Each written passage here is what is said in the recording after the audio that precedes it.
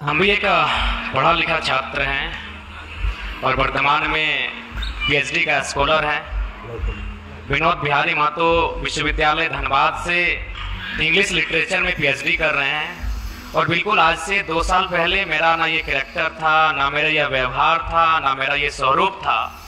लेकिन यदि आप पा रहे हैं कि मेरे अंदर आक्रामकता आई है, यदि आप पा रहे हैं कि मेरे अंदर कुछ हिंसक विचारधारा आई है, ठीक है, मैं स्वीकार करता हूँ, खुले मंच पे स्वीकार करता हूँ। लेकिन एक बात बताइए, यहाँ जितने भी प्रबुद्ध लोग बैठे हैं, जब मैंने, ठीक है, मैंने कुछ ऐसी बातों को कहा जिनमें हिंसा प्रतीत हो रही है, लेकिन उस बात को समर्थन करने वाले 99% होते हैं। जैसे हाल ही फिलहाल आपको मेरा बागमारा का वो वीडियो क्लिप पूरे देश में वायरल हो रहा है, जिसमें मैं एक बोतल को टेबल में पटक रहा हूँ। उस वीडियो को जो अपने आप को सो कोल्ड पढ़े लिखे मानते हैं, उन्होंने कहा कि नहीं ये गलत है, लेकिन 99% लोगों ने कहा कि नहीं ये सही है, ये लड़का ठीक कर रहा है। अब सवाल ये है कि ठीक है, मेरी बातों में हिंसा है, लेकिन हिंसा की विचारधारा को 99% लोग पसंद क्यों कर रहे हैं? ये इस राज्य का सबसे बड़ा कारण है।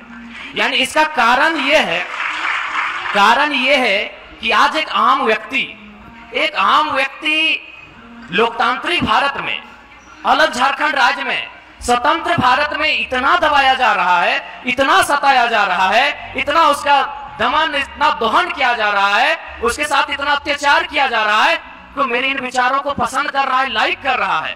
उदाहरण के लिए जो बागमारा को लेकर आप चर्चा कर रहे हैं, जिस वीडियो की, जिस मेरे वीडियो को आज पूरे देश में लगभग 50 लाख से ज्यादा लोगों ने देखा, मैं आपको थोड़ा बता ही देता हूं।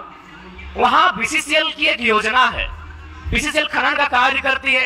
ये आपको भी मालूम है कि अब सारी कंपनियां टेंडर देती है। वहां टेंडर दिया है संजय उद्योग को और खेमका कंपनी को। वहां जो मजदूर है 2018 से काम कर रहे हैं, यानी 6 साल है, 6 साल से उनका वेतन वही का वही है। और सबसे ताज्जुब और हैरत की बात है कि उनका एचपीसी वेतन 32,000 होता है। ताज्जुब कीजिएगा और लोकतंत्र के होने पे शर्म भी कीजिए, उनको 6,000 वेतन मिलता है।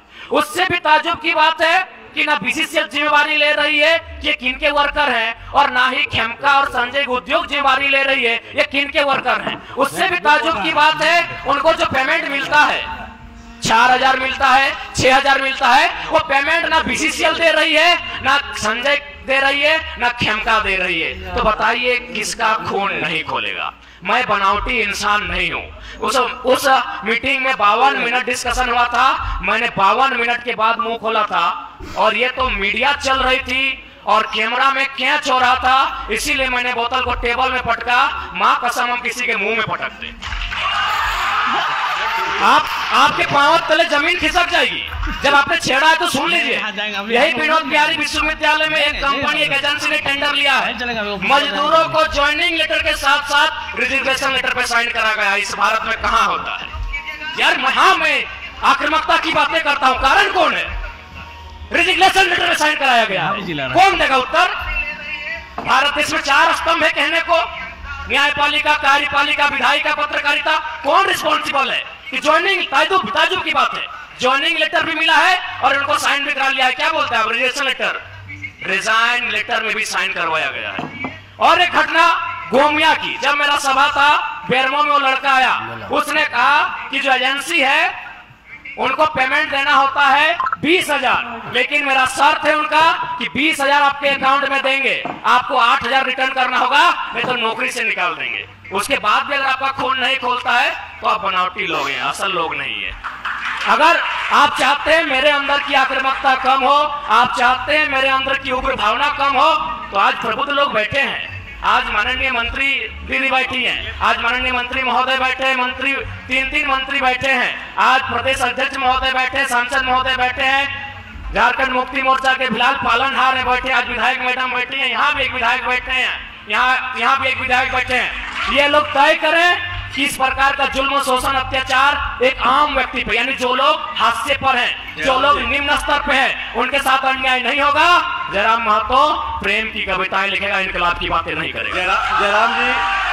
जयराम जी, आप चूंकि टाइम का सबका स्लॉट बंधा हुआ है और सामने सब मिनिस्टर भी बैठे हुए हैं, एमपी एमएलए में जो हैं बैठे हुए हैं, सुखदेव भगत जी हैं, पूर्णिमा नीरज सिंह जी हैं, दीपिका पांडे सिंह जी हैं, मिथिलेश ठाकुर जी हैं, बन्ना गुप्ता जी भी हैं। तो हम लोग नेक्स्ट सेशन शुरू करेंगे। जी बिल्कुल, सेशन को समाप्त सवाल ये ऐसा था संजय भैया की नहीं बिल्कुल ठीक है, लेकिन आपका जो जवाब है उस पर भी मेरा एक रिएक्शन है कि आप नेतृत्व करने की दिशा में बढ़ रहे हैं, तो भीड़ तो हत्या कर देती है, मॉब लिंचिंग कर देती है, तो भीड़ को सही नहीं ठहराया। देखिए अगर आज तक हम 2.5 सालों से भारत के इतिहास में झारखंड की मैं बात कर रहा हूँ, बिना बुलाए किसी राजनीतिक दल के अखाड़े में ये भीड़ नहीं होती है। मेला अगर चलाओ तो बता दीजिए। जयराम जी ठीक है, भीड़ को नियंत्रण करने आता है, चूंकि अग्रेशन और ये शौक नहीं है। हाँ। किसी का शौक नहीं है लड़ाई झगड़ा करना, हर कोई। अरे हम तो और देखिए क्या है हम तो जयराम जी की पॉलिटिक्स में अग्रेशन इमोशन यही बिकता है इस देश में। एग्रेशन आपका एग्रेशन दिख रहा है, उसको अच्छा काम हो ठीक रहा है। है। अगर एग्रेशन से किसी का भला हो रहा है तो एग्रेशन होना चाहिए। ठीक है, अच्छी बात है।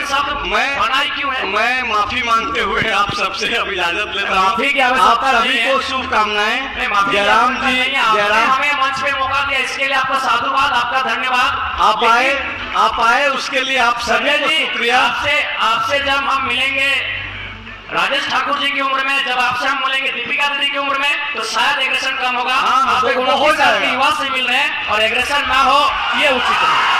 चलिए बहुत बहुत शुभकामनाएं। तो बिल्कुल आप लोग जो है, आप लोगों से आग्रह है कि प्लीज अभी बैठे जरा।